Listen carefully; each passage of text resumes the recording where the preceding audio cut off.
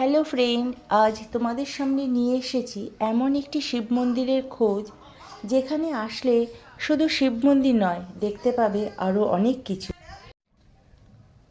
তোমরা এখানে যদি আসো তাহলে একই জায়গায় দর্শন করতে পারবে দ্বাদশ জ্যোতির্লিঙ্গ। 12টি মন্দির ভারতের নানা জায়গায় ছড়িয়ে আছে, সেইগুলি এখানে তোমরা দেখতে পাবে।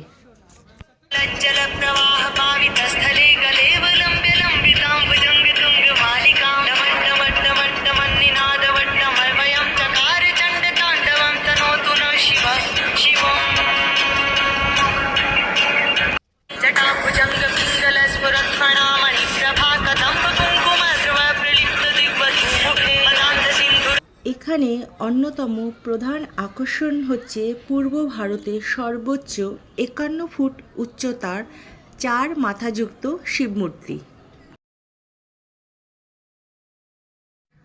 শেঠ বংশীধর জালানের স্মৃতির উদ্দেশ্যেই এই মন্দিরটি তৈরি হয়েছে। এছাড়াও এখানে রয়েছে রাধাকৃষ্ণের মন্দির, হনুমানজির মন্দির সহ আরও অনেক মন্দির, যা পরিবেশকে আরও মধুর করে তোলে।